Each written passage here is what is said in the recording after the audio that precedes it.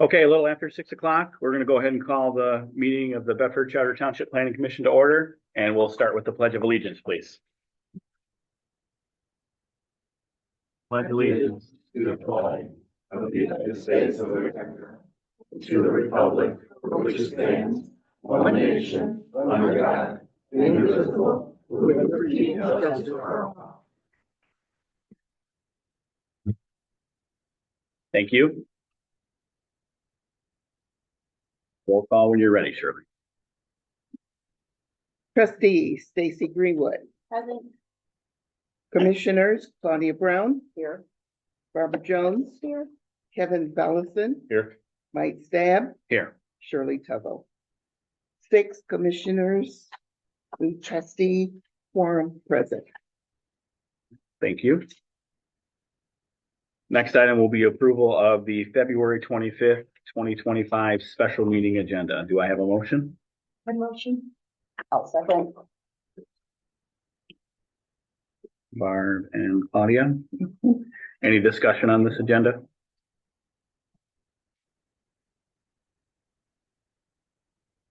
Seeing none, roll call, please. Mike Stab, Yes. Kevin Bellison, Yes. Shirley Tuggle, yes. Stacy Greenwood, Yes. Claudia Brown, Yes. Barbara Jones. Yes. Affirmative 6. Thank you. Next item is going to be approval of the January 28th, 2025 meeting minutes. Do I have a motion? So. Do I have support? I second. Any discussion on those minutes? I have a question. Yes. Under assistance firm for solar farm application, just clarification, allow for the PC to make decisions without needing board approval, which essentially skips the step in the process.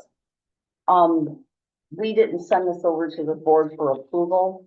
It was already approved under the escrow resolution. Okay, so we didn't have that noted in here. That's why I needed that clarification. Yep.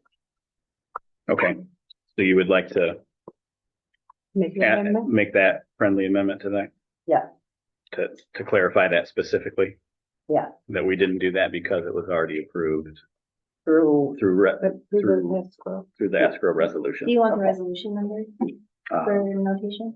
Do you have it right there? I think it's 10-10-24-64. Okay. We'll double check that before we, but yes. All right. Any other discussion on the meeting minutes? no, I'm all set. Okay, thank you. Barb, No. Stacy, or Kevin? No. All right, do I have a motion to approve these meeting minutes with the friendly amendment referencing the board resolution for the escrow fee of 10-10-24-64? I motion. I'll second.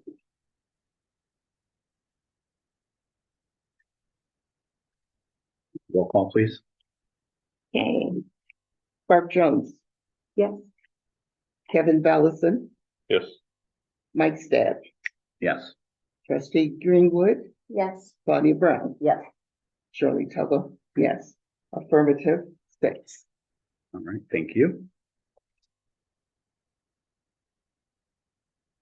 Next item is going to be our liaison report from trustee Greenwood. If you have anything that you wanted to add. We have nothing pertinent going on at the board level for the PC. I know you guys had previously discussed the annual report and possibly additional compensation that was presented at the board level prior. So if you would like to bring that up again and have additional discussion, I would recommend that you do so. Other than that, I have nothing that's currently going on. Just a question as far as, did you want that discussion to initiate here at this level and then translate to the board level, or do you want it brought up at board level first, here and then there? I think PC discussion and on what you guys feel is appropriate before the board presentation would be the appropriate protocol. Okay, all right, thank you. Anything else? No. All right, next item on the agenda is going to be public comment. This public comment time is for the agenda items only. And the only thing we have on the agenda this evening is the presentation from Consumers Energy for the solar farm. If you had something that was not related to that, you would need to wait till the second public comment time. But we'll open this first comment time up for Consumers Energy comments only. 608. Hi, Gail Metzger. I didn't know I was gonna say anything about this, and it probably won't really make a difference, but, solar farms are really hard on my personal opinion. I am concerned of the way they do away with regular farms. I don't like the way they do away with forests and open fields. It takes away from open prairie land, it takes away from nature. And so I know I'm fighting down an uphill battle, but I just want to let you know, I don't approve of it. Thank you. Thank you for those comments.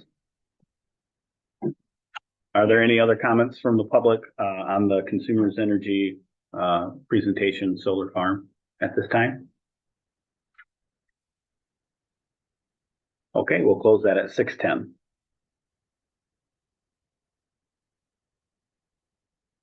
Next item is going to be discussion of new business, and we'll revolve around the presentation from Consumers Energy regarding the Spring Creek solar farm.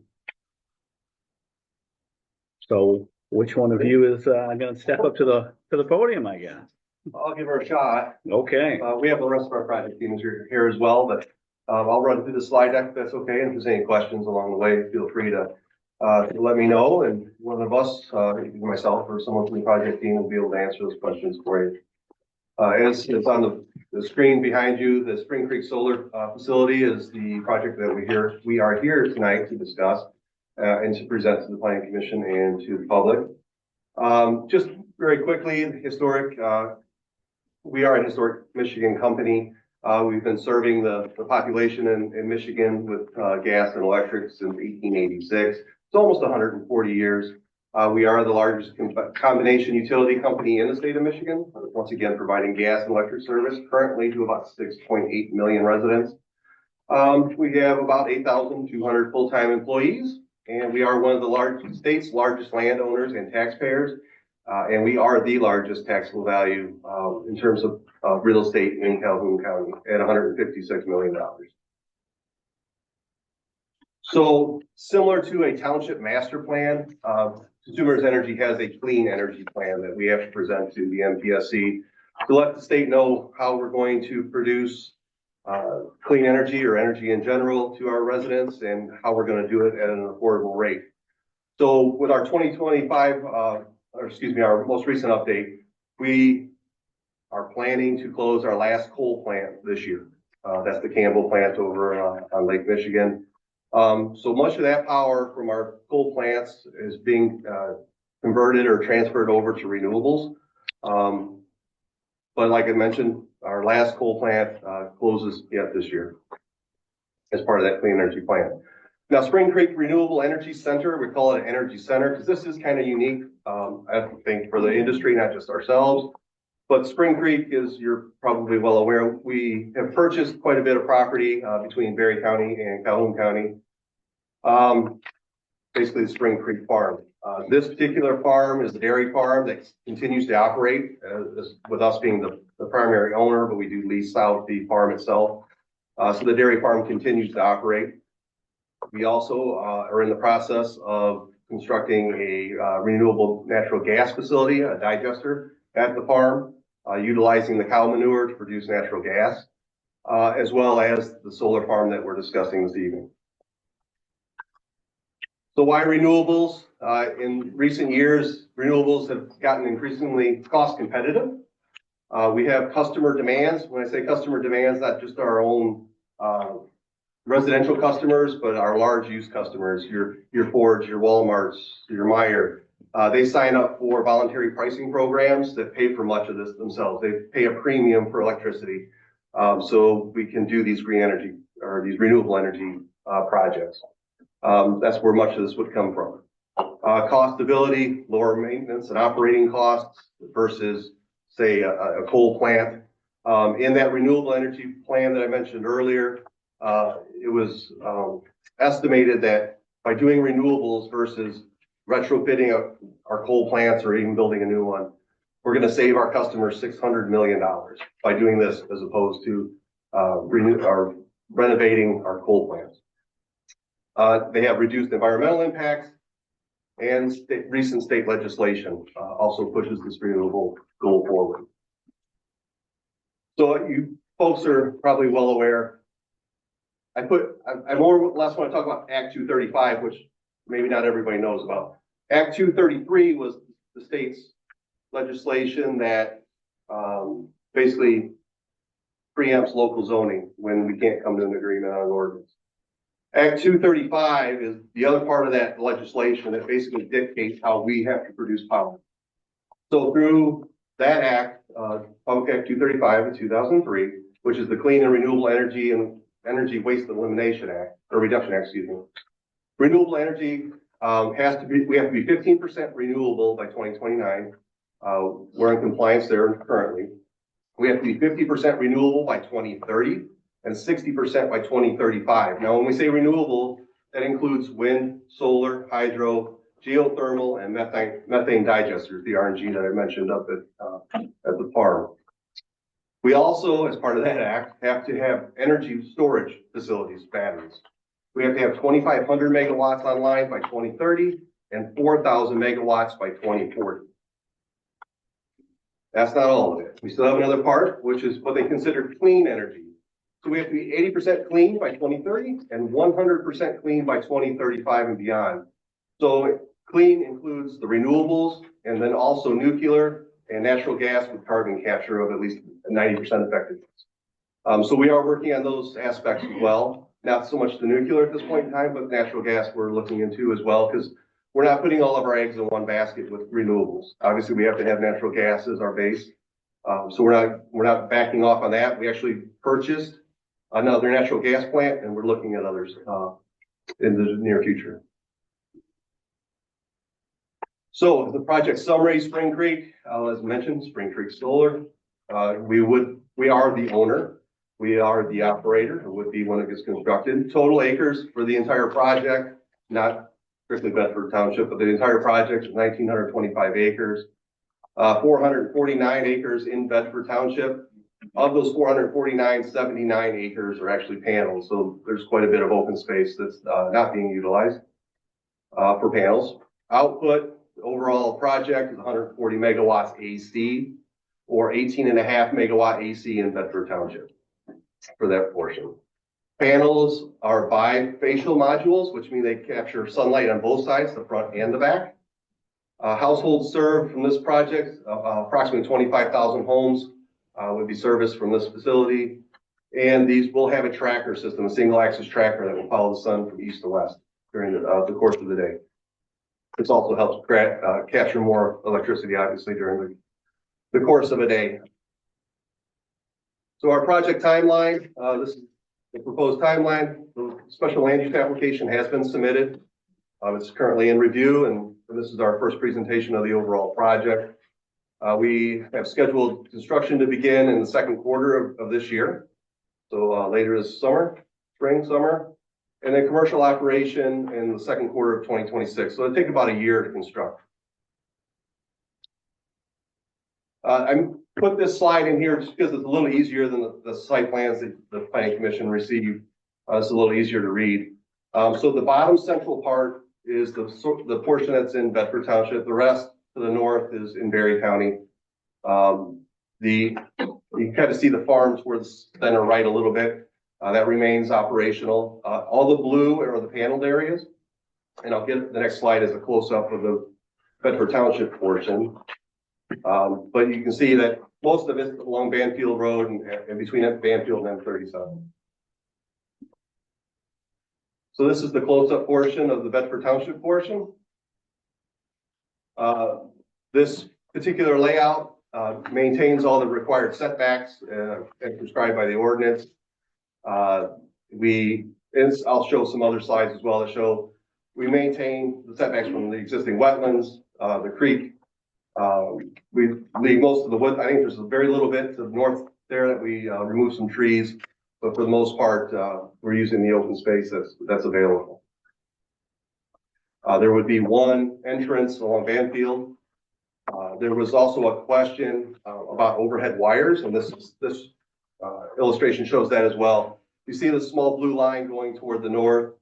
That's Baseline Road, and that line would be bored underneath Baseline Road, so there would be no overhead lines. North of Baseline Road would be the project substation. So there would be no wire, above ground wires to that substation. Everything's underground.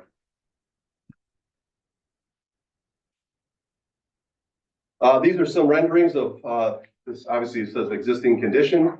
So this is what it looks like from Banfield Road perspective right now, or last summer.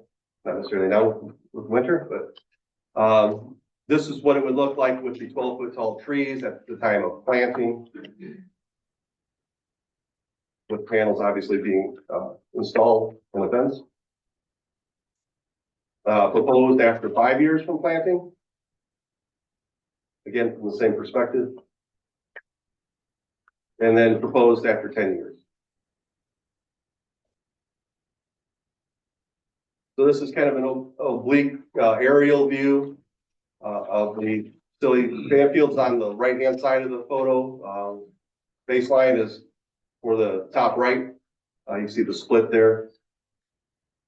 As I mentioned in the previous slides, the creek runs along the bottom right-hand corner. We maintain that setback from the creek, as well as the wetlands to the west and to the south as well. This one, just from a different angle, I put this one in there to show the required landscaping along Banfield. We are maintaining as much of the natural vegetation that is there that we can, but we understand that there's going to be gaps in that natural vegetation. Hence the trees planted along Banfield, and then again along Baseline on the right-hand side of the photo. It's been pointed out that further west along Baseline Road, there's a gap there, and we are going through the process of revising those plans to fill that gap as well.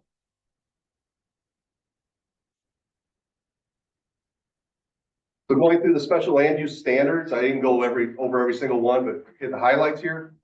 So maximum height for ordinance is 15 feet. The diagram there shows our panels have a max height of 9 inches. So we meet that standard. Property setbacks, 300 feet from all non-participating landowners, public rights of way, and 50 feet from participating property lines. Inverters are to be set back in 800 feet from non-participating property lines. So all setbacks relating to the panels as required are being maintained and are illustrated in the provided site plan. 2 of the 4 inverters, we have discussed this with staff, maintain a minimum setback of 770 feet as opposed to the 800. We are requesting under ordinance section 4.44D13 for some consideration to reduce that setback to the 770.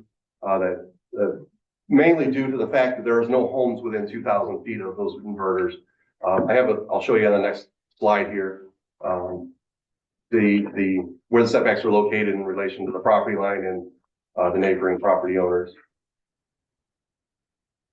Overall, the design maintains ample setbacks from existing wetlands, water bodies, and while maintaining existing natural buffers. So again, this is that same diagram with Banfield to the right, Baseline to the north. So the inverters, you can kind of see the little speckle on the center lower part outside the panels, and then another inverter to the left, and that little very small clearing to the left and toward the west end of the field there. So the blue line on the far left of the illustration is the approximate property line. So from those inverters to that property line are, like I mentioned before, 770 feet. And this is again looking from south to north. The Hammond Road being on the bottom of the screen, that's where the nearest residences are. So from those residences to the inverters, which are circled in red, are over 2,000 feet. And there's a large, obviously, a large woodland in between, as well as some other wetland areas as well as the buffer. So additional landscape and buffering requirements, as mentioned before, planting of 12-foot tall evergreens in the staggered double row on a 4-foot tall berm. So this illustration is straight out of the site plan that illustrates that we are complying with that requirement. We are going to use a mix of the preserved mature trees that exist there now, along with the installed plantings, as I showed on that earlier slide. Additional buffering has been requested, as also mentioned, on Baseline Road on the western portion of the project area. So continuing with the landscape and screening, as I mentioned, utilizing existing and mature vegetation, installing the evergreens as required. And this slide more points toward the ground cover that consists of low growth vegetative mix that has been approved. I understand Berry County Conservation District is not Calhoun County, but it has been reviewed and approved by the Conservation District. And it was scored on the MSU pollinator scorecard and scored an 83, which exceeds the MSU requirement for a pollinator planting. Once again, just showing the block of trees along Banfield and Baseline. This is just put in here for the schedule on the planting of the pollinators and whatnot. So the local farm, the farm itself has already been planted last fall. So we would have a base this spring once construction started. So a low grow array mix will be again planted this summer in parts that are needed once construction starts. We'll maintain it throughout the construction cycle. And then installation of the pollinator mix is projected for later in fall this year into spring of 26. So it'll be touched up next spring as well on anything that didn't take. And then mowing and potential herbicides could be used in the future as needed. Fencing, this is the fencing that we're requesting or recommend. It's more of it's a 7-foot tall game fence or farm fence, if you will. It's the wire square mesh as opposed to a chain link fence. This is something that, like I said, once again, we request. It meets NESC code, which we have to abide by for a generation facility. It minimizes the visual impact versus a chain link and has large enough gaps in the fabric to allow for some wildlife movement, so critters can get in and out. Try to keep the deer out, but other animals can navigate through the facility. Noise, maximum decibel rating of 40 dBA. The illustration on the right there shows the noise contours, if you will. That dotted line is the county line there. So the 4 spots, the 4 inverters in the Calhoun County portion of the Bedford County meet or exceed the 40 dBA. So the 40 is the green line. So anything beyond that is less than 40. So we're well within the guidelines of the ordinance. Signage, we haven't gotten into specific the advertisement sign, Spring Creek Solar, but each solar farm or facility will have 1 sign per lot per ordinance. So once we get to that point, that sign will be provided to the township for review and consideration. But we also obviously have warning signs or high voltage and whatnot signs for along the fence line, to warn people to stay out for the most part. And it's basically showing that it's a danger area and they should not be in there. Safety, and I waited until this one to apologize for being a few minutes late. As a Consumers Energy employee, we all have to attend a safety kickoff meeting every year. So my safety kickoff meeting was this morning, which kind of got me out on the road a little bit late this morning. The safety is paramount in our company. We take it very serious, and this is no different.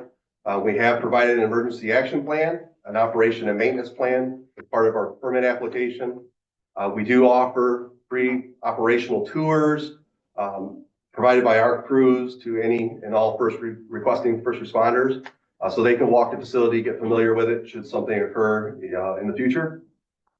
And the site shall be designed and maintained per the ordinance requirements at all times.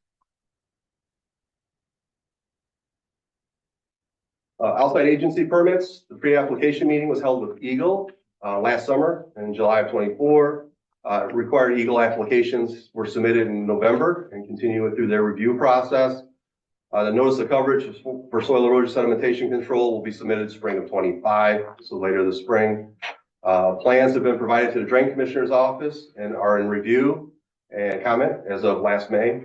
And we have begun discussions with both Berry County and the Calhoun County Road Commissions on road use agreements and any other necessary permits.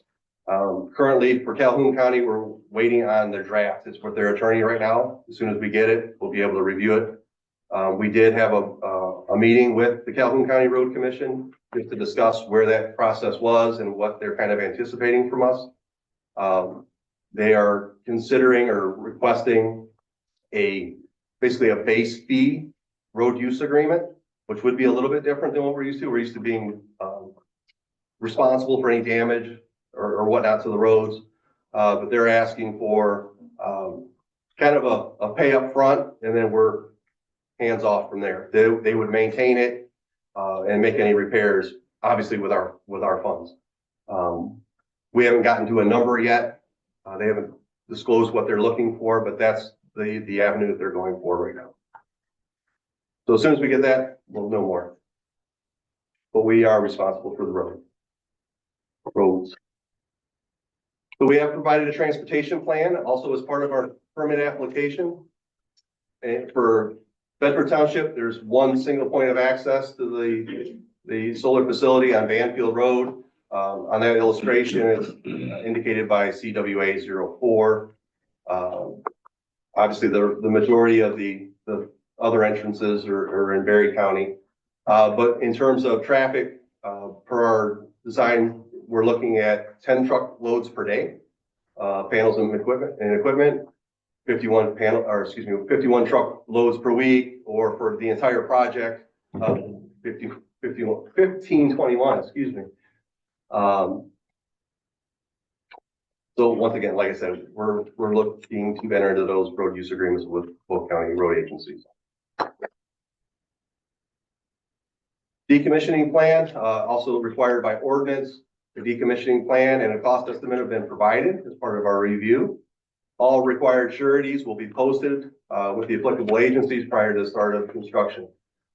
This is where we're a little unclear right now with MDARD because we have PA 116 properties in Berry County. They require a decommissioning bond as well. So I don't know if they're going to allow us just to post with the municipalities or if they're going to make us do, say, Bedford and then MDARD. We're not sure yet, but either way, there will be a decommissioning bond posted. I'm assuming it's going to be with the locals. We community outreach in October of 2023, so it's been a little bit. We did send out this postcard that's on the screen, and we did have project team members in the field speaking with neighbors, just to kind of bring them up to speed as to what we were planning and what the program was going to entail. But I just wanted to put this slide in there to let you know that we have been in contact with some of the neighbors, and that we did have this community outreach, and they're happy to do things like this as well for these introductory sessions. So our project team, Christy Baker, who's here this evening as well, the principal stakeholder engagement manager, Pete Wyckoff, our senior project development manager, Greg Moore, as you know, principal community affairs manager, and myself is the senior permitting and zoning manager for the project. I know that was kind of probably a lot to take in, but if there's any questions that we can assist with, our team is here and we're happy to help. Okay, thank you for the presentation. If it's all right with the team, we sent a list of questions over this morning. Cody, who did we? Did you get that list? We did. Have you had any time to review it? Not in great detail. Okay, all right. Wonderful. We will go over those individually here, but why don't we do any questions on the presentation, why that is fresh in the mind here. that they may have, for consumers. So Barb, do you have any questions? I do. I have a couple of questions. Okay. Okay, when you were speaking on the Act 235, about the energy storage, you said, I just wanted to know, who was it mandated by, the state or? Okay, State of Michigan, yeah, they passed legislation in 2023. The state legislature passed and the governor signed it. okay. And my other question is on your signage, Yeah. the high voltage signs. There's no lights out there at night, so is that sign going to be reflective? So that any, say, teenagers messing around or out there will see there's high voltage? Do you know I don't know. if it's lit in any way? I'm not really sure. We'll have to look. I don't know the answer to that one, sorry. That's okay. Can you get back with us on that? Absolutely. And can you let me know what size those signs are? Yeah, they're typical, they're not huge, they're not as big as a television, but they're, Yeah, they're, I know. the kind- Probably. I've seen yeah. similar signs. I just wondered how large they were. But I would like to know if they're in some way lit or reflective. Okay. We'll find out Material. for you. Thank you. So on that, I think the best thing to do would be, once you guys have established what that third sign will be, as far as the, Spring Creek Solar or whatever it is. So the way I understand it, based on your presentation, there'll be basically three signs there. The high voltage, your copper sign that's discouraging, scrap metal thievery, and then the Spring Creek Solar sign with the number to contact. Is that what we're understanding, or is it gonna be just one big sign? Those caution signs will be placed along the Placed fence at individually, different okay. locations. If we do an advertising sign, project sign, that would most likely be at the entrance. Okay, Just one sign there, but these warning signs would be along the fence. all the way around. all right. Anything else, Barb? No, that's all for now. Thank you. Claudia, do you have any questions regarding the presentation itself? No question. Kevin, do you have any questions regarding the presentation itself? I saw, if I remember right, two,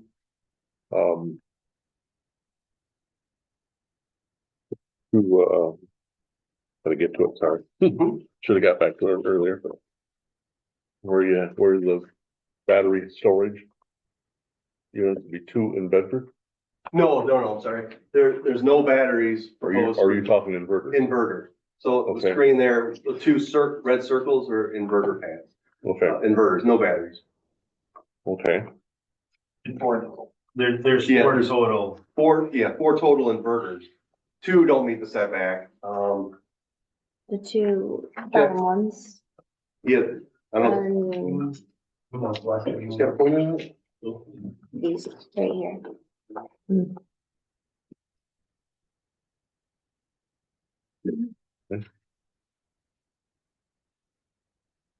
All right, go ahead, mess it up. The question was, though, is there, you're just confirming there's no battery storage on the Right, product. not- which Yeah, is no part of battery the product. storage for the Okay. okay, Do you, so, and fire suppression for those inverters? I don't believe Kyle, there's no fire suppression in those batteries. so Kevin, you're thinking of the battery storage ordinance where we do require the fire. Fires happen, just wondered, Okay, it doesn't necessarily have to, it could be me a lightning strike or something, but I just wondered if that was, obviously that was taken into account because you have other projects elsewhere. Our other projects, solar projects do not have fire suppression. We do work with the local fire departments and we make sure that they're aware of the entrance and different things, so as well, so they're aware of them, like the emergency management plan. Have they been contacted? We haven't started building it yet. No, I mean, what they need as far as. If the fire department needs specialized tools, it takes a year for them to even think about getting anything like that. Because of all the red tape.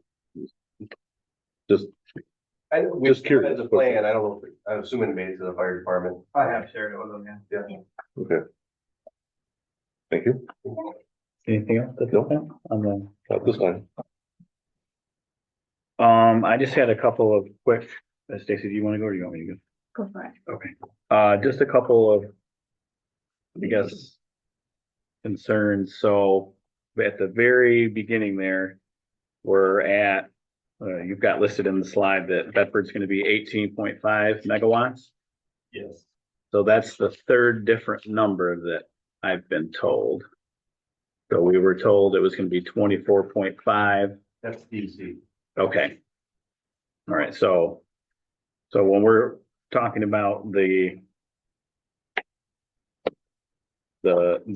funds or, you know, whatever there may be, it's 18.5 megawatt is going to be the project size. Only reason for that is 18. 18. So 18 is going to be the project size. Okay. And I may have misunderstood, you know, in that previous meeting when we were talking about the 24 then, as far as that goes. Then you touched on the landscaping and the concern that we had on baseline. We still have that similar concern around those two residences that are on Banfield, specifically the one that is closer to Baseline Road. Your screening there doesn't depict screening around that residence. And we had kind of mentioned that would be of concern. So I just want to bring that to your attention while you're addressing that, the farther western end of Baseline. If you look at the slide there, you know, you've got the rows and then you've got that residence and there's nothing there. And then you have the rows of trees down there. The ordinance would require screening around that residential property, even though you guys own it, because it's a primary residence. That ringing a bell? Yeah, I remember the Kind of, discussion. sort of, okay. It's We just, you know, while you're looking at the western part of Baseline, that would just be something that maybe we would want to take into account, you know, as you're getting the drawings re-rendered. Mike, I just want to add, like, Yeah. part of that conversation was if the farm planned on continuing agriculture outside the fence, Mhm. if that could be a substitute for that screening. And the farm is planning on continuing agriculture outside the fence. Okay, all right, so. That was something we followed up on. Okay. That is probably more than acceptable, but we'll need the site plan to depict that and then what that agriculture is gonna look like. Okay. If that makes sense. Because that was not in the original application, you know. It that's- was not. Oh. Let's see here. That's about all I had, and then, so just to confirm, so the Bedford Township parcels are not in PA 116 or they are in PA 116? Everything is in Berry County. Okay, that's PA 116. So the Bedford Township site is not in PA 116. I believe so. Okay.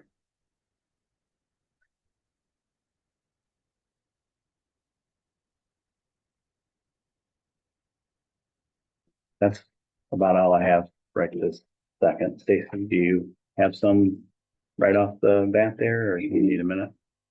Sure. The issues that I have in the proposed plan that you had given us, well, I'll start with our ordinance. If we're going through 4.44, section D9, buffering and landscaping and screening. The only thing you provided were buffers for the evergreen trees. There was no aerial view, there was no map of the vegetation within the site. We require ground cover in between, the panels. So it appears that the fencing, at least on what's on the slideshow, does not seem wildlife appropriate. And I would recommend that that be changed, I'm sorry, which change? the fencing.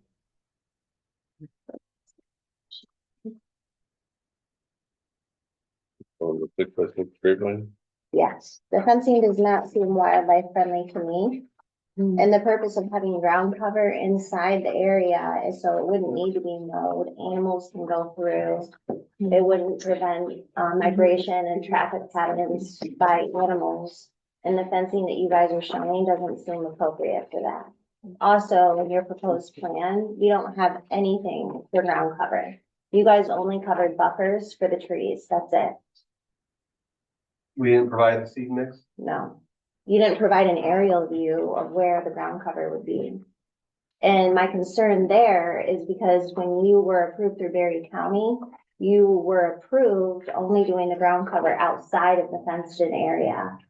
And I want confirmation from consumers that you will be doing that within the fenced-in We area. have to in Berry County. There's no way option there, because MDR requires it.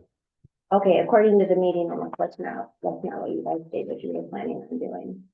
But you have the aerial views of the buffers in the proposed document that you gave the planning commission. You don't have anything regarding the ground cover. So you covered section A, you didn't cover section B. That's missing. I think Okay. Right, so I just want to confirm real quick that you're requesting that they give us the aerial view with the ground cover depicted on the site plan. And appropriate fencing for wildlife. and I'm curious on what you consider appropriate, because we have to follow code. It doesn't appear that wildlife can get through at all with the picture depicted. So it's a game fence. I mean, it is to allow some movement. It's not gonna allow deer. Is that 6x6 or 8x8 opening? So We talked about that. what animals does it allow through? I was rabbits, Small. Yeah. groundhogs, Yeah. smaller animals, squirrels. Skunks, possums. All but deer. Yeah, prefer not to have So can you give us a better idea of what that's going to look like then? Yeah, we can give you a better depiction. Yeah, that would be good. The fencing. Okay. So specifically, I guess I'm questioning if it's a gaming fence, that it will allow animals to pass through under, correct? Not necessarily under, but through. No, but through the squares. That does not appear large enough to me. We can't have access on the roof. So per the code, we're not allowed to have larger fencing or access under. But this doesn't even appear large enough for a rabbit to get through. It's large enough for a rabbit. Mhm. What are the dimensions on them? That's what we'll get you a diagram. Okay. Sometimes you'd be surprised what a rabbit can get to. But Stacy, if you just one sec. So you're requesting that this is the fence you'd like to use, correct? This is what we're proposing. Or this is what you're proposing. Okay, all right. And then are you using similar fence on the Berry County side or? Yes. Okay, all right. So you're requesting to use that. I would agree with, Trustee Greenwood. We definitely need to see a better depiction of what that is going to look like. At least the specs of the fence. Stacy, is that what you're Yes. looking to get at the bare minimum to start the conversation? Yes? Yes. Okay, all right, sorry. Was there issues in the summary document we provided? There was specifications for the fence in there in our application. There was, maps enclosed regarding the buffers for the evergreen trees, but not the buffering and landscaping for ground cover. Yeah, So- but there was the detail for the fence. So So Pete, if I remember correctly, it did not specifically say like what the size of the openings were on the fence. It just basically referred to it as, gaming fence, the dimensions. I think maybe it also said like, post or, whatever the stabilizer was every so many feet, and then the height of the fence, but I don't think it actually had, if memory serves me correctly, the actual dimension of the hole for the animals to travel through. And that's specifically what, we would like to get that, information as we proceed. Go ahead, Stacy. So is the fencing that you're showing, you said, this is what you're requesting, is this what you're requesting or what is required through the state? This is a minimum of the state. So we could do a chain link fence per state regulations. We prefer not to.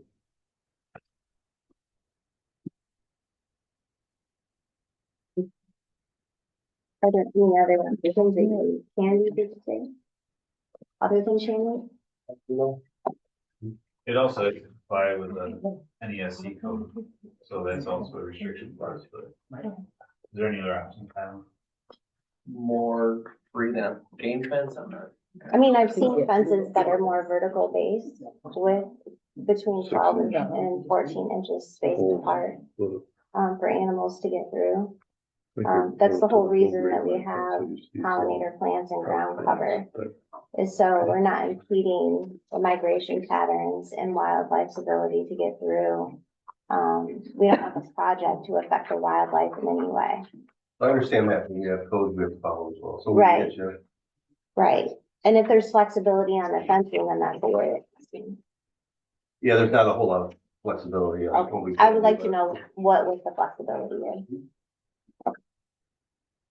So Pete, Kevin did find the fencing details, and it does appear that the flat, the opening size is in there. So we'll review that, and if there's any additional that we need to get back with you, Perfect. we'll request that. There also seems to be confusion on several slides, because you are mentioning, well, page 9 is missing. So it threw me off. That was the video. I wasn't sure if we would have connectivity here to play it, so Okay. we hit it. Okay.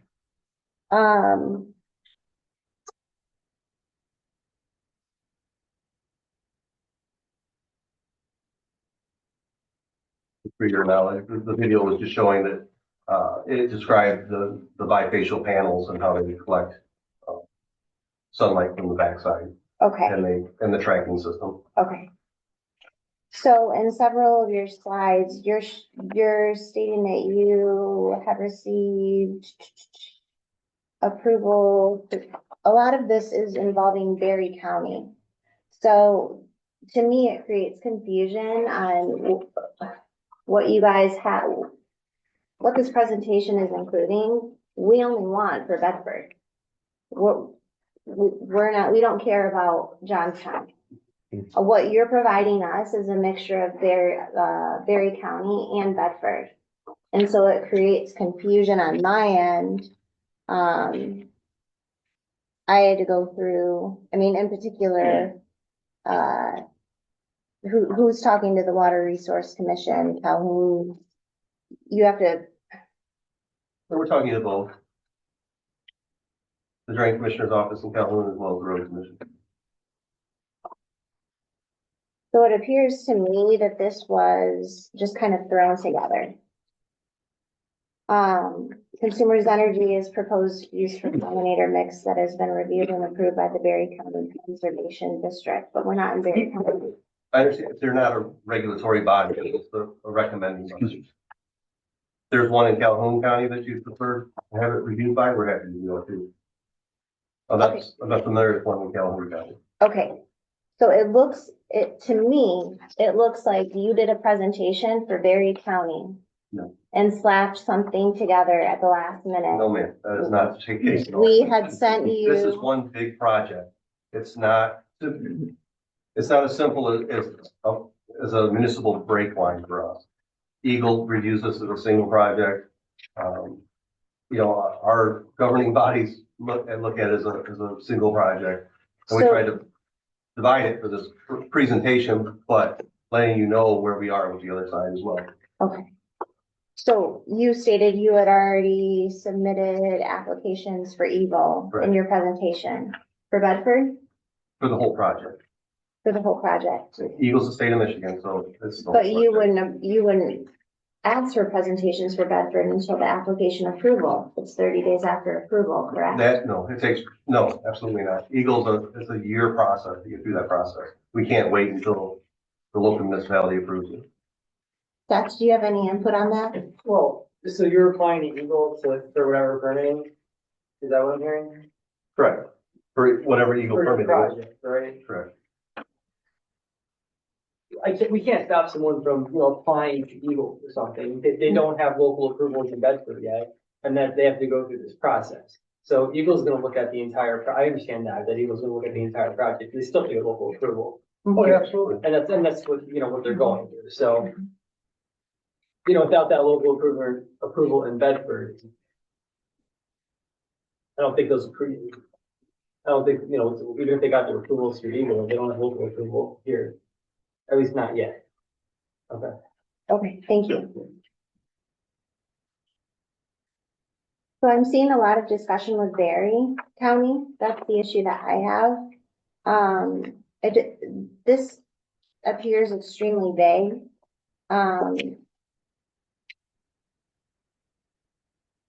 You say that you have enclosed a safety plan, but this presentation is for the public. The public is concerned.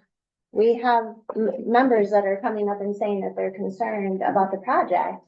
And the planning commission's job is to review the application. The presentation is also for the public. So to me, this just seems insufficient. Our zoning administrator, who is very thorough, he's one of the best around, sent an email over to Consumers Energy requesting documentation from you on February 4th, and we didn't get anything until yesterday. What's the reason behind that? You have to inform me of what that was. I have no idea. Mr. McCarty, can you please speak on that? Yeah, I can throw that up really quick. Hopefully it doesn't hurt the screen. It was we had spoken with you about it the last time, but maybe there was the pamphlets, the slideshow, obviously, and then the other one.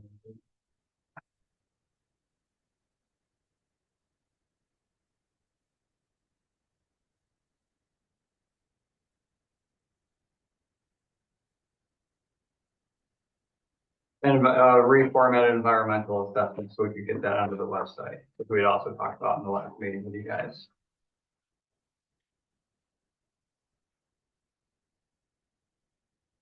You have it or no? Yeah, all those? I mean, we don't have, we've only gotten the presentation side so far.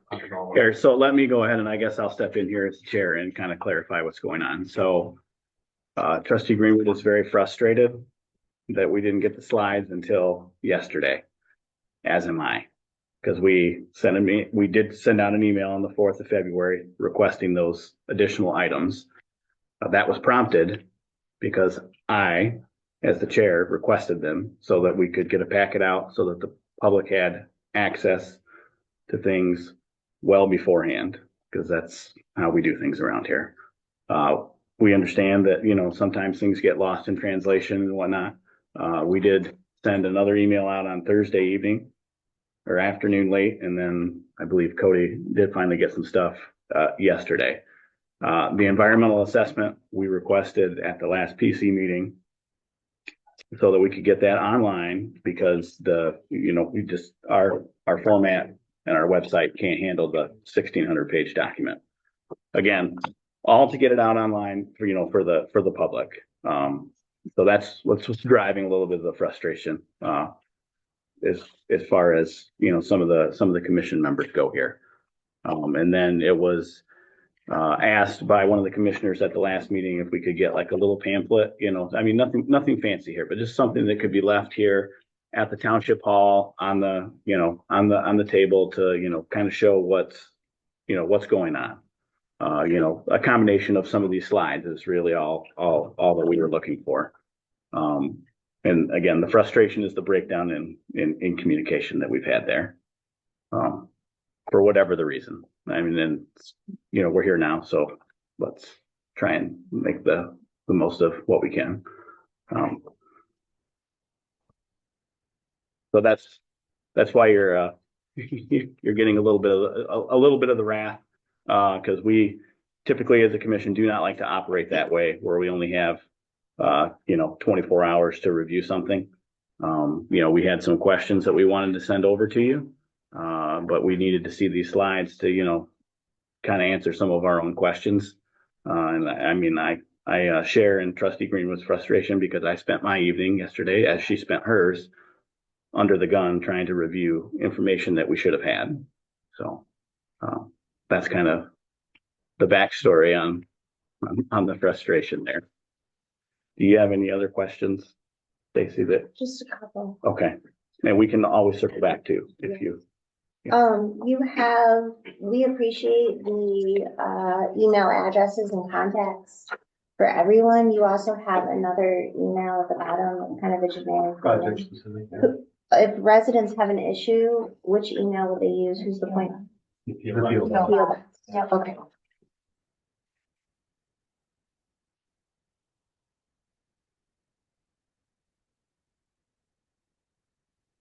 And then when you did community outreach, I don't know which slide that was. It was near the end. Slide 34. You went into Bedford Township, correct? Did you go Correct. door to door? Yes. Okay. What areas did you go along? It was the project manager at the time. I wasn't with him. Okay, so you don't have a list of residents that you spoke to and did community outreach for? No, unfortunately, the employee took her project files with her when she left. But, we do know it was along Hamilton Road and along, Hamilton? Danville Road. So, and I can probably, I can't confirm that actually took place, but when we did meet early on with that project manager, I had indicated to them that you need to knock on every door on Collier and Hamilton. So the information they're giving you does track with what we were told was what's going to happen. Okay. I have no way of knowing if that happened, but I don't know, Cody, you probably heard from some of those people? Okay. Yeah, comments and questions from people along Collier asking, but it was right around the time I started here at Bedford. But yeah, I knew what was going on with it, and if I knew any more information when that was happening. So that was specifically from a couple of people along Collier. I don't have any further questions. I just, personally, I feel, and I don't know how to sugarcoat this. This is subpar.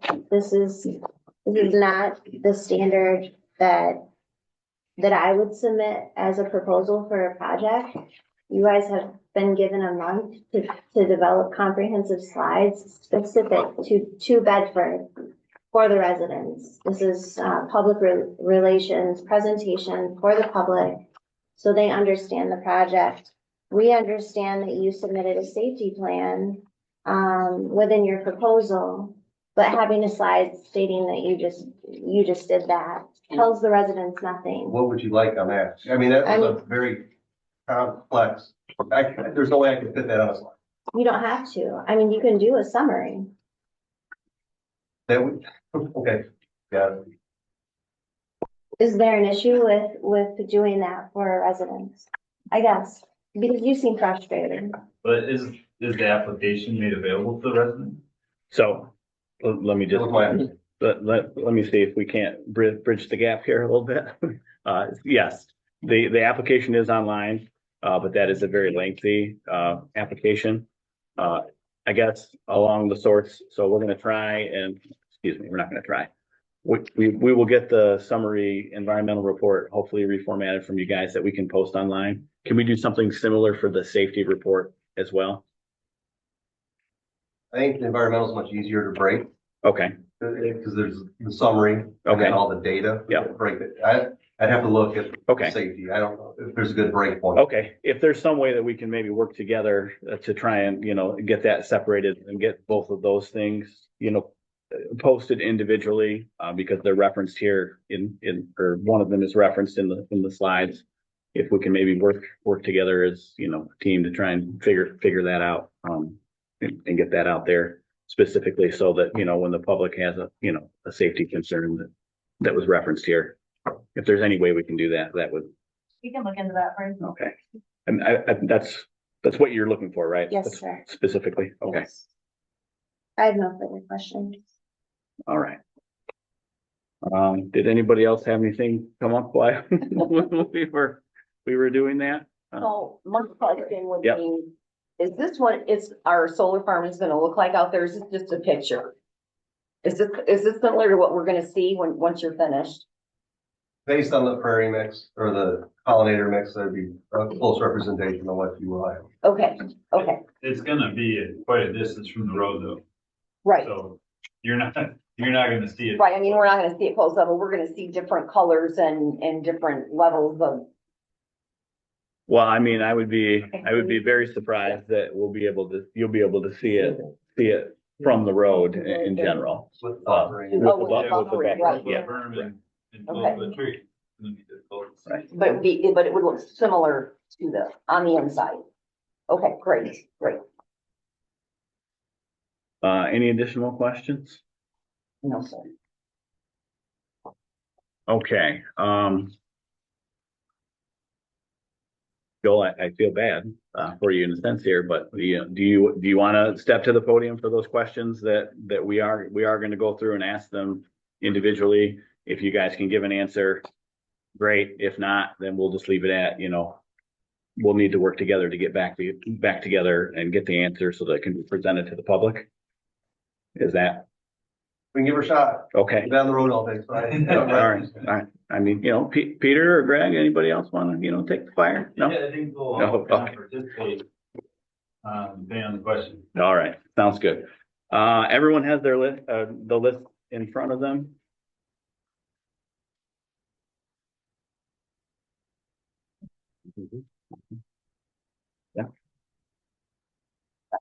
Yeah. I printed it. You have a printed copy? All right, great.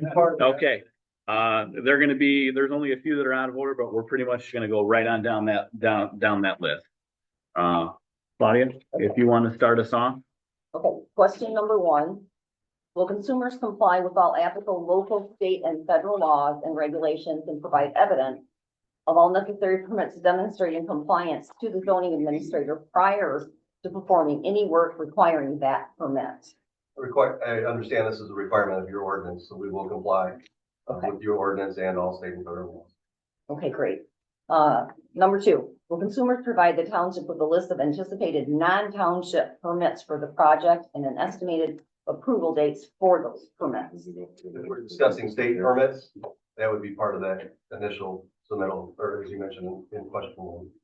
Yeah, so anything outside the township, that's state or county, yes, we'll provide that to the township for ordinance requirements. Awesome. Number 3, will consumers reasonably maintain the plant material installed as part of the vegetative buffer for the life of the project? And will consumers replace any dead, diseased plant material by the end of the next growing season? That's number 3. I have different number 3. Yeah, so they'll be a little out of order, but that question is on there. Yes, for standard, your In the ordinance ordinance, standards, yeah. we will maintain Okay. the planting as approved. Thank you.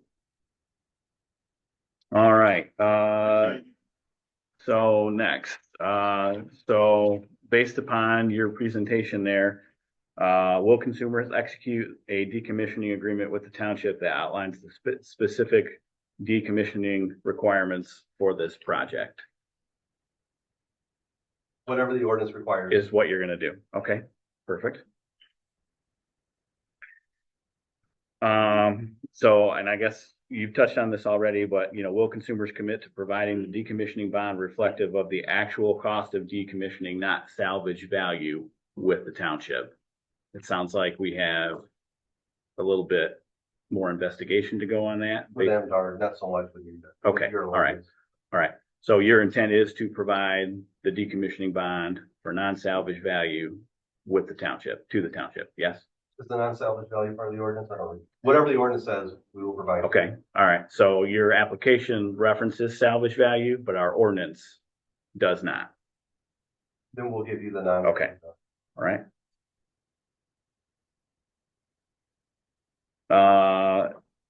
So, and this is kind of why one of the slides before yesterday, but anyways.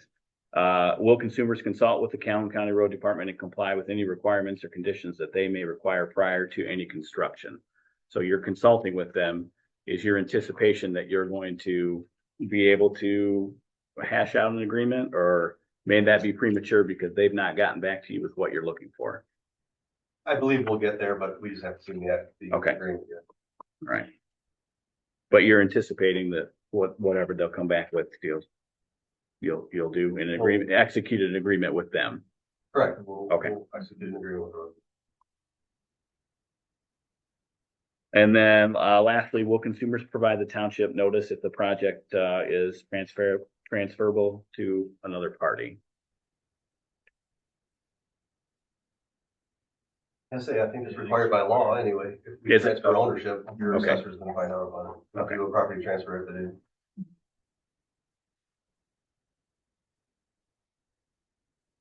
All right, thank you. Barb, you're next. I have about four, mine, are pretty much construction questions.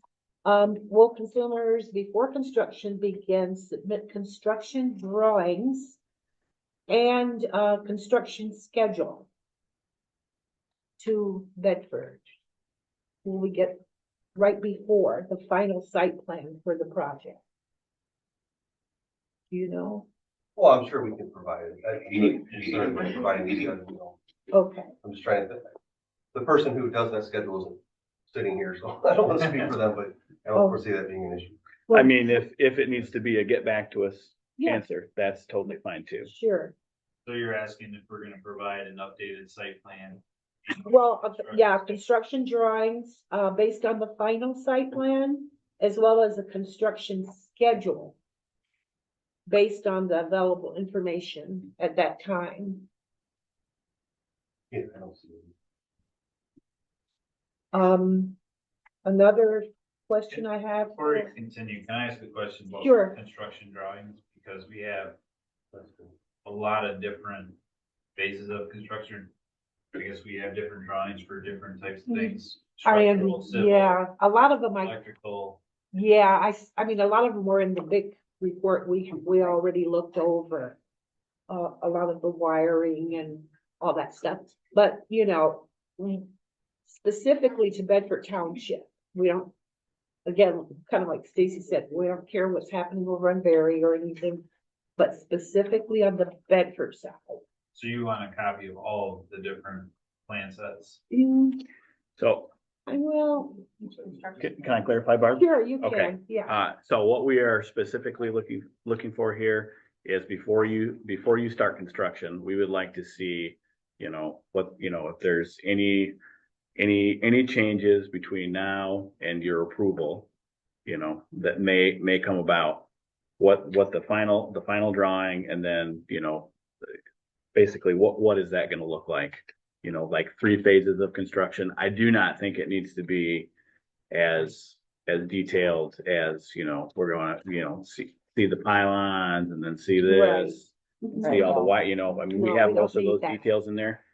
We just want to have, the most current, up to date, if there's any changes made at, the public hearing, if there's a condition that is attached or whatever the case is.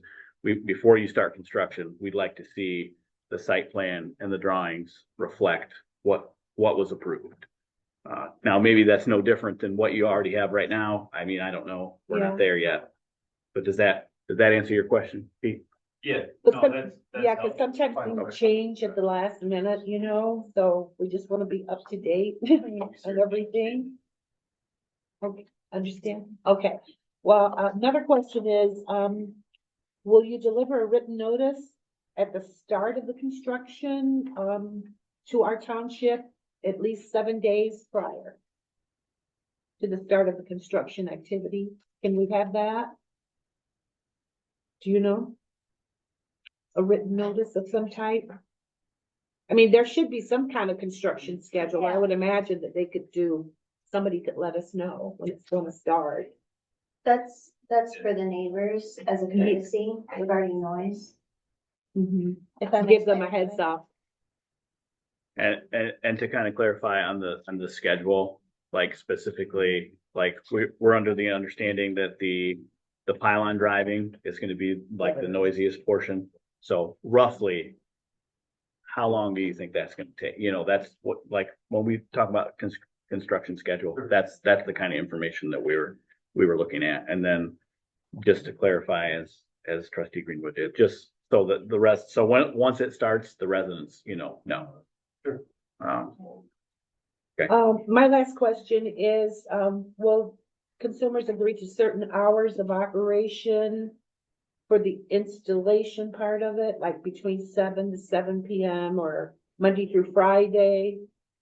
I don't know if there's gonna be weekend hours or extended hours, but there would have to be an agreement with the township on that. So hours of operation basically is what we'd like to have some sort of agreement on, I guess. Barb, can I jump in again? Yes. Okay. So do you guys have set hours that you're gonna have construction going on? We can follow that, on that one. Okay, all right. So I would, Monday through Saturday, but. Yeah, let us confirm Yeah, okay. that too with the ops team. They do work on Saturdays sometimes, you said? I believe. Yeah. yes, Recess. yes, I'm sorry, Claudia, I'm That's okay. not paying attention. I'm gonna move to take a 10-minute recess here. Do I have a second on that? Second? Okay, we're gonna stop for 10 minutes here. Thank you.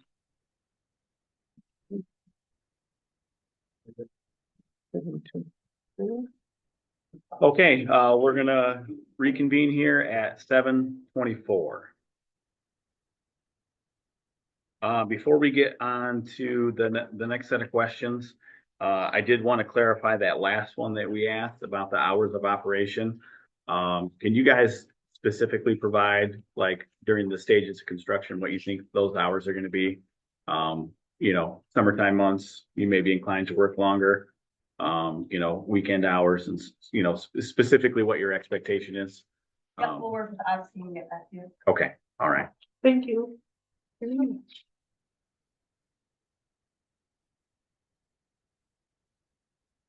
Okay, Kevin. A set of questions and is, the first one actually is building upon what Barb had mentioned, and, it's kind of a continuation. Will consumers notify the township with written notice of any construction work scheduled on Saturdays, Sundays? Once we confirm the hours of operation, maybe we can discuss that at that time. If they're gonna do Monday through Saturday, then we can discuss that and enter into an agreement at that time. Okay, Yeah, that way too, we can let neighbors know that, I don't know if anybody's planning to have an outdoor wedding on their property or anything like that, but just to yeah. give them a heads up. Absolutely. Yeah. During construction, will consumers allow the building inspector access to the project site upon reasonable notice and coordination with consumers or to address any resident complaints during construction? We'll have to get back on that one as well. I don't foresee it being an issue, but we have to get with ops. There's gonna be a process for that. I have a clarifying question on that. Yes. Are you requesting an opportunity to access the site unescorted? Or, They would know. You would know in advance. no, I would think that we would not be looking for that. I think it would be that if there was a concern that needed to be addressed with the building inspector via a resident complaint, we would, 48-hour notice to you folks, and then I would assume that would be, I would assume any visits to your property are escorted at all times. Right. But that is specifically what we're looking there, that, if we request it within 48 hours, can you agree to that term? Yeah. You're gonna get back to us. Yeah. And that's fine, Get with but ops and then but- I think we'd get you a specific person and phone number. sure. I don't want you calling a generic line and. Right. Obviously doesn't get to somebody's, quick enough. Okay. Did that answer your question, Peter? Yeah. Okay. Sorry, Kevin. It's fine. When will consumers provide a weekly report which describes construction activities for the week and proposed activities planned for the following week? Unfortunately, same answer out to you with the option. I don't do the reports, so I don't know when or how often he does them. I assume that'll be the site project manager will be doing. Right. Right. Will consumers provide post-construction certification to the zoning administrator showing that the project complies with applicable codes? Trying to figure that one out. If it's as-bills that you're looking for, is that something required by ordinance, or are you looking for a copy of the MPSC inspection report? What are we asking for?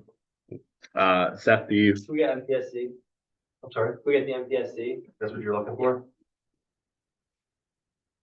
Yeah, I'll get back. Yeah, I don't know what legalities there are. Okay. That or not, if it's a public document or not, I'm assuming it is, but I don't know. Okay. When we get back.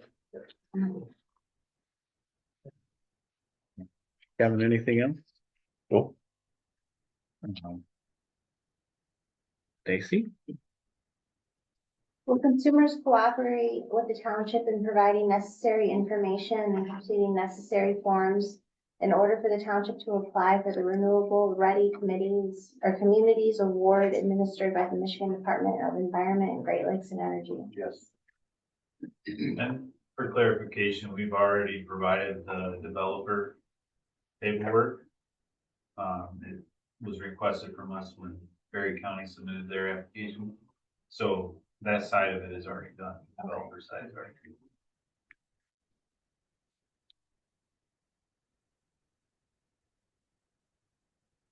If the township submits the proper application for Eagle and does not receive the full amount of $5,000 per megawatt, will consumers provide the township with whatever amount is not provided from Eagle? I don't believe we can commit to that. It's an agreement between the township and the state.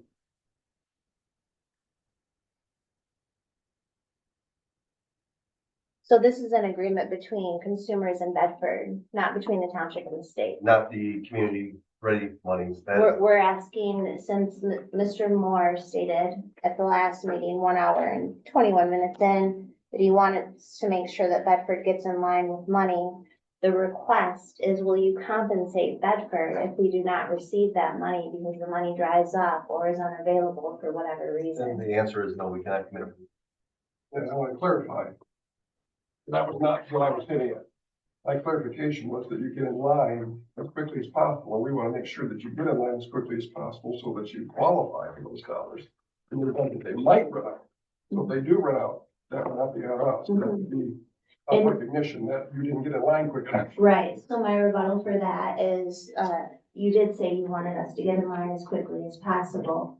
But failure to provide documentation could cause a delay in your application. So that's the reason that I'm asking for compensation, because we wouldn't be holding up a project. It would be held up on your end.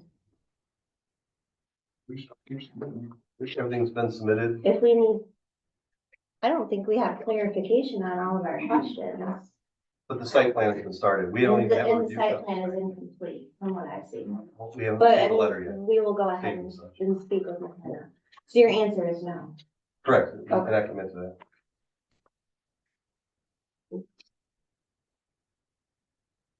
Will consumers pay the township $2,000 per megawatt for the solar panels located on land within the township, with half due at the beginning of construction and the balance due when the project is operational, which is to be used for any public purpose? This is the money paid through the state for grant applications. No, ma'am. That would be money paid. If we went through state citing, it would be required by state statute that we pay that. We're not going through state citing, so it would not be applicable in this case.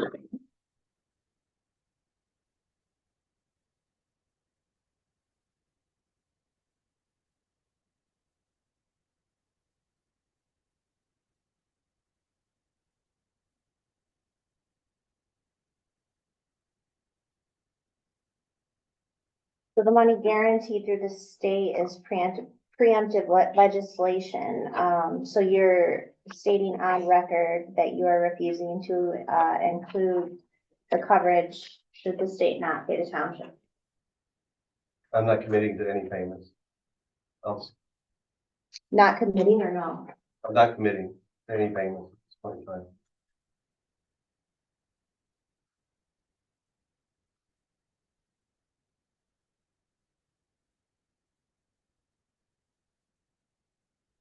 Is consumer self-insured? We are to a point. And then we have insurance after that. Can you clarify to a point? I don't know the dollar amount, I believe. It's in the millions. But once we get past, don't quote me on the number, say it's $20 million we're self-insured for, and then we have insurance for any claims above and beyond that. Mhm. Will consumers provide the township with an indemnification agreement? That's required by ordinance.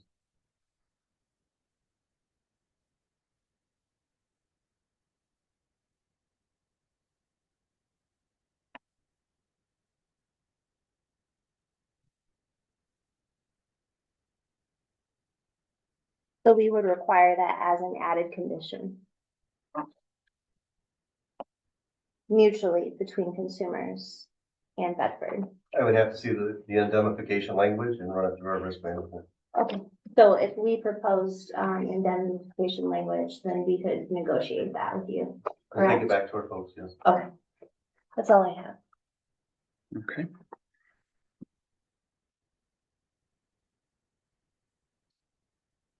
And I just want to clarify, so the difference between the 2000 was state, if you go through state preemption, correct?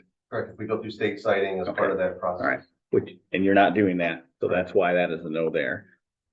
And then I just want to clarify that, so the 5,000 is if we get in line and the money is there. Now, we already know that there's less money there because there's been a change in the federal funding and the subsidy and everything else. That has No? nothing to do with it. Okay, This is strictly through the state. all right. And just to clarify, you guys, we're in line and we're gonna get what we're gonna get or not what we're gonna get, and you will not make the township whole in any capacity, correct? No, that's not Okay. our obligation.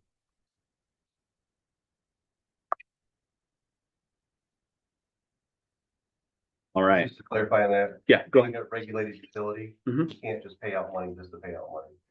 Okay, It has to be a requirement in order to pay out. We have to report back to the MPSC what we spent and why. We're asking because you guys agreed to follow our ordinance, and these would be added conditions to our ordinance. That's So not that's why conditional we're use, ma'am. asking. No, we can't make you whole. That's not an ordinance requirement. That's not a reasonable condition. We can go ahead and check. in a minute.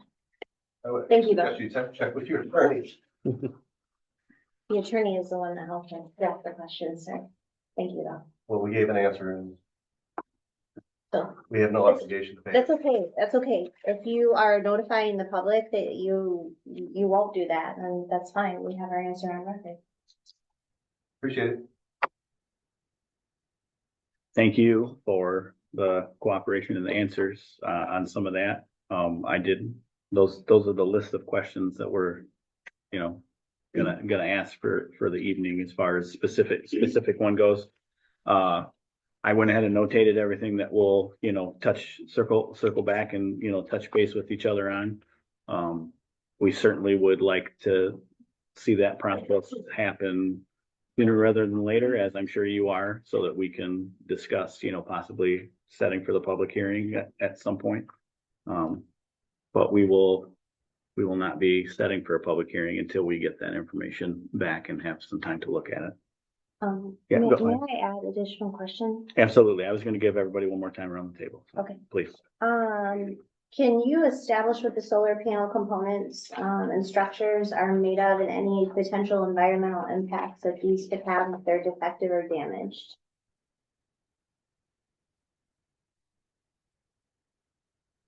I think if we do it as appreciation. We can get back to you Yeah. on that one.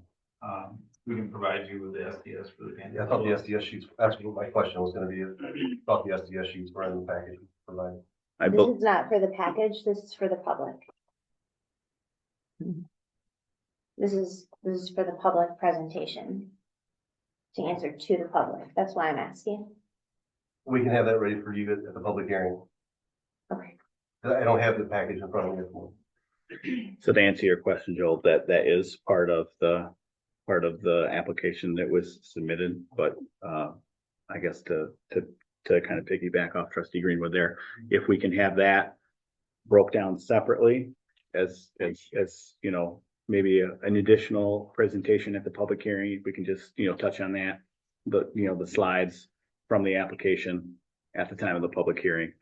That and maybe the environmental stuff, you know, those things that we were, you know, wanting to get separated. Maybe if we could just, you know, add that into the public hearing time, just so that it's presented to the public in a capacity. Is that acceptable, Stacy? Is that kind of what you were thinking, or am I misunderstanding what you're? This is more for, answering the question, so the public is aware that, you have a plan of action and you're able to disclose that. We're not talking about what you've submitted to us. We have a group and a PC that's knowledgeable enough to break that down, to do the finding of facts on that. That's not what this meeting is for. This meeting is to answer to the public, and that's what I'm requesting. So if you're waiting to do that for the public hearing for approval, I would have an issue with that. I would recommend another presentation to get these questions answered, but that's one opinion of 6. Okay, I only have one more question. okay, go ahead. Are you willing to adhere to a condition to frequent water testing and analysis established by the PC and provided at your expense with a contractor chosen by the township to ensure there will be no environmental contamination moving forward? I can't commit to that.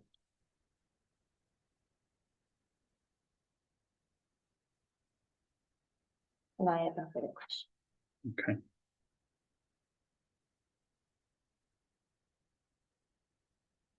Kevin, did you have anything else that you wanted to add? No, she pretty much covered a lot of the questions and concerns. Claudia, do you have any additional questions that you'd like to ask I do not. right now? I do not, sir. Okay. Barb? Of course. Okay. Let's have it. This is just another public, I guess, public comment question for people out there, because I've already been asked many times. What will happen in simple words to the panels in 20-25 years? Once they start deteriorating, who's responsible for replacing them or removing them? Who pays for it, that sort of thing, just all about the deterioration of panels. And I don't even know if consumers has had to deal with that yet, because this is also new. You know, The panels themselves have a life cycle or expected life cycle of about 30 years. 30 At years. the end of that life cycle, it would be our responsibility to replace them or remove them, whatever the case may be at that particular time. That's why we have that decommissioning agreement Yeah. and bond in place, you know, to make sure we do that. So yeah, at the end of the day, we are the property owner or the operator. We are ultimately responsible for everything that occurs on that property. Thank you. Anything else, Barb? No, that's it. Really, do you have any? Back to the pamphlet, Yes, ma'am. just a simple ABC for the public. They can quickly take a look at and understand what the bigger picture is. And again, more so that we can just park it out there on the table. I'll work on getting. Okay, getting something Thank you. together. Again, just a general summary. Yep. And then they can take their questions to us after that. All right, and I don't specifically have anything else to add right now. Thank you for the presentation and, clarification on some of these questions. We look forward to definitely getting back in touch with you on some of these things that we need to. Um, If nobody has any further questions, we'll conclude that portion of the agenda. And the next item on the agenda is going to be open public comment time. This can be on anything that you like. Sorry, we're opening that at 7:43. Gail Metzger.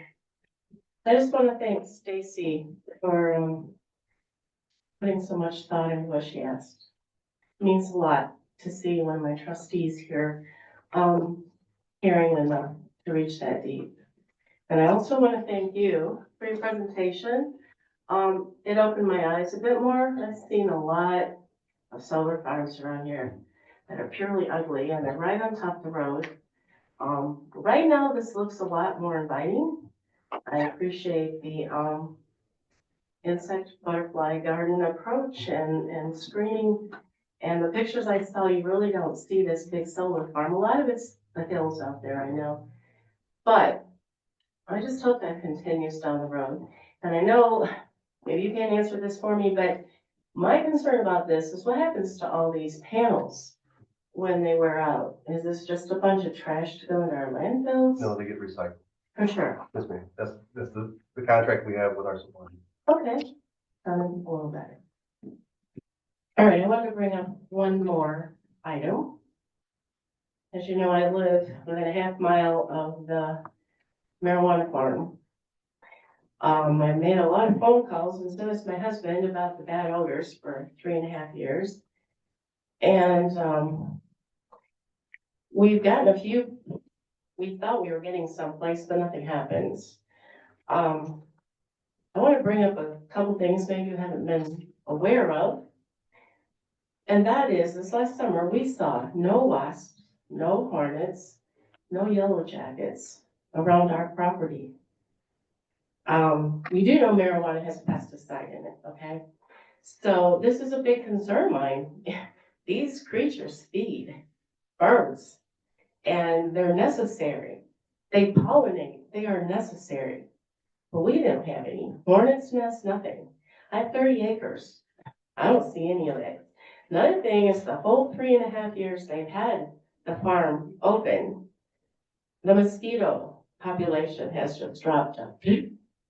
We live in the lowland where there's a lot of swampy area, a lot of springs, and we have an artesian well, there's backed up water.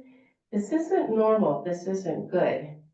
The bats come out from their roost at our house, and they head away. They used to stay in the yard and eat.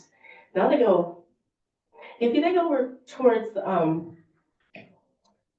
next road over, good grief. Anyway, they're like another half mile away. Then I guess this isn't bothering them as much. But they'll come back and roost, but they're not feeding near us. I don't like this. I don't think it's environmentally good. I want to bring out a couple more points. And that is your ordinances. Can I continue since I hit the other thing first, please? It won't take long. I want you to look at Yes, your go ahead. zoning ordinance on page 2. It says you are here to protect against fire, explosion, noxious fumes and odors, and so on, in the interest of public health, safety, and general welfare. I would say that would include that awful smell that I have to put up with all summer.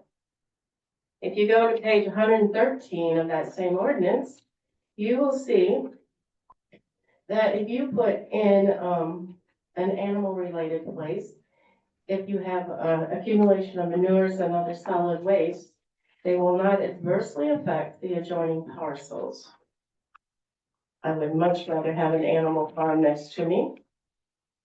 Also, if you go to page 115, you'll see that dust and odor resulting from the operation of a facility that's a junkyard or a recycling center has to be controlled at all times. I would think that the odor from that farm should be a concern of yours, because I live a half mile away. Last summer, from about the end of June until the middle of November, I could not open my doors and windows in my house. I did, And I might wake up at 1:30 and not hardly be able to breathe. And it even made me cough half the night sometimes. And so instead of that, we would just close up our house. And even then, it seeps in. And this is my home, people. I live there. I can't stand breathing that air. And then in the daytime, I go outside and it's out there. It's in my basement. It's up in my barn. And yes, it changes. There might be a day or two that is perfectly clear. I walk in my woods and it smells great. I forget what a fresh wood smells like. So, anyway, I did point out, I guess, already that, you do have a marijuana ordinance. And number 6 says, a recreational marijuana establishment shall prevent smoke, odors, debris, etc., from interfering with reasonable and comfortable use and enjoyment of another's property. You're not following through on your orders. And I think you need to take a good look at this, because this is not fair to a number of people that live within a mile or more of Bedford that have to put up with this. It is not right. Thank you. Thank you. Thank you for your comments and bringing that to the commission's attention. Is there any other public comment at this time? Can be about anything you want.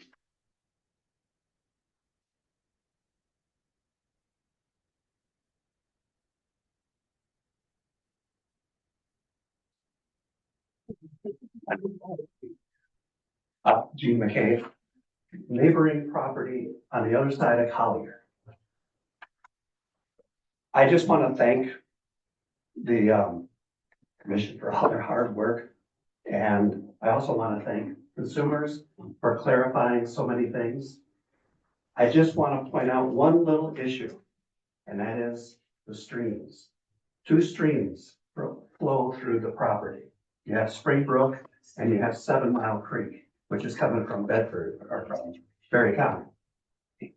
I think it flows through your Berry County area or is adjacent to it. Okay. Anyway, those creeks flow through my property and a bunch of other properties that are down the road, downstream, so to speak.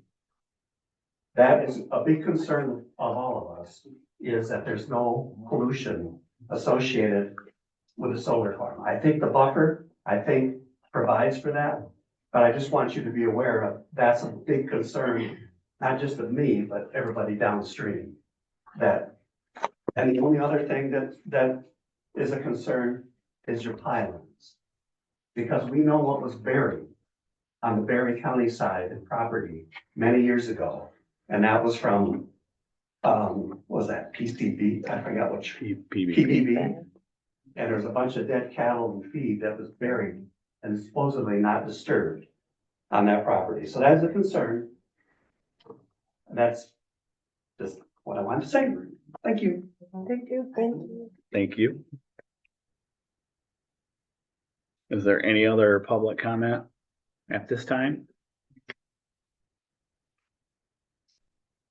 All right, we'll close that at 7:51. Before we start the last item of the agenda, planning commission member time, I would like to give the attorney an opportunity to weigh in on the record on anything that we've kind of discussed, or if there are any thoughts there on your end, Seth. Well, thanks for the presentation. We do appreciate you coming. I know there's been a lot of questions. To the township, it's from the planning commission. And thanks again for answering those questions. I know you're sort of put on the spot, didn't have a lot of time to, review it. I guess, like, I know, I'm aware that the township can't compel the $5,000 a megawatt, through consumers. I understand that. And I have gotten that from other developers in state, through a community benefits agreement. How big is your project? How many megawatts through?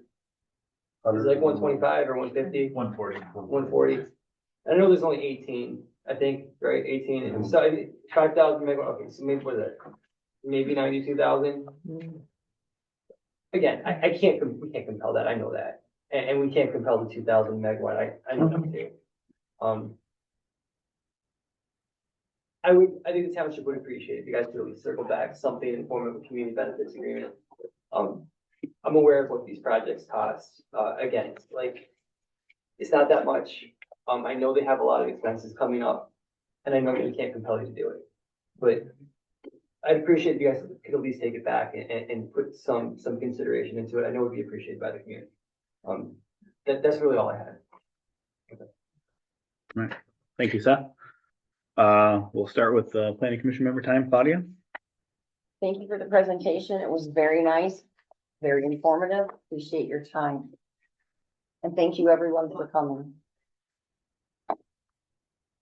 Barb? Yes, I was gonna say thank you to each of you for your contribution to this presentation. And thank you, Mrs. Metzger, you've given us a lot of good information. We appreciate you. We wish more of our citizens would come out and voice what's going on, because we don't know if people don't tell us. Thank you. Yeah. Kevin? No, good. Shirley? Ditto. Thank you. I guess I Thank could you. have said thank you. Trustee Greenwood? Thank you for coming. I know you guys were put on the spot. It's not a good, place to sit in. I do echo, what our legal counsel has said. Other municipalities have agreed, to a community benefits agreement. They have also agreed to water testing. I don't consider that unreasonable. That's a protective measure for our residents and something that should be considered and not blown off. I wish that the slideshow was a little more comprehensive, but I appreciate you guys coming out. If we could get more of a heads up instead of last minute notice, so we can prepare and so the public can review the documents, that would be appreciated. Other than that, regarding the Metzger's issue, with the marijuana farm, we are aware of it, and with your permission, Chairman Stein, may I, have the zoning administrator kind of outline the measures that we have taken to mitigate that issue? I think maybe that would probably be maybe just something that they should stop into the office Okay. and have Cody Yep, walk with them. so go ahead and reach out to the building and zoning administrator, and he can fill you in on the steps that have been taken. I know at the board level, when we approved the new zoning ordinance, we eliminated outdoor grow, so they would not be able to expand their footprint on that. And then we have additional measures in place which allow us to go in for site plan reviews once a year. And then, additional mitigation efforts, on behalf of the township that have been made, you can get from Mr. McCarty at your convenience. Thank you. Thank you. I also would like to thank, go ahead, sorry. Can I just ask you guys one more question? Just the fire response plan, really quick. I don't have that in front of me, but do you guys have, if there's an issue, is there a hotline number that they call directly and consumers respond to it? Is that how that works? I believe dispatch has that number. Okay, and then, so when the fire department comes out, like, if there's people in there, do you have like distinguished, like usually what happens is like, they'll come out, but they might wait for you to come up, like your team to come out? Is that how it's gonna work? With the generation plant like this, I would assume, Okay. I have to get back to you with the specifics, Oh, kind no, of no, like the that's- plan for me. That's fine, and if there's people inside, like if it's occupied, a lot of times, like what I hear is fire departments come, maybe your team hasn't shown up. Will they, do you provide the training and things like that? Yeah, we'll provide a walk. Okay. Do you expect that they'll need any additional equipment or, okay, that's fine. The only people that should be inside that fence are our operations. No, I understand. That's all, thank you. All right. Anything else, Seth? No, thank you guys. Okay. I would like to thank consumers for, coming out and giving the presentation. I look forward to, or the commission looks forward to, working with you guys and, keeping the dialogue open with, all the things that we need to circle back on. And we would like to, do that as quick as possible so that we can get going, so that we can get in line for that money. If in fact that. Go ahead. Anticipated time, review letter from McKenna or? We should be seeing something from those folks sometime in the next 2 weeks. So we'll review that. There'll probably be a meeting of some kind, open to the public, where we're gonna present that information. I'm sure there'll be some things that we'll need to get from you. We will communicate that ahead of time. And we'll try and keep the dialogue moving forward, with some of the stuff we need to circle back on and whatnot. So, we look forward to working with you guys in that regard on that. And thank you to the Metzgers for bringing the marijuana issue, up front there. And just to piggyback off what Trustee Greenwood was saying, that, there's been some progress on there. I just think it'd probably be, time efficient for you to get that from the zoning administrator during office hours is all that was about there. So, with that being said, I'll move to, adjourn the meeting at 7:58.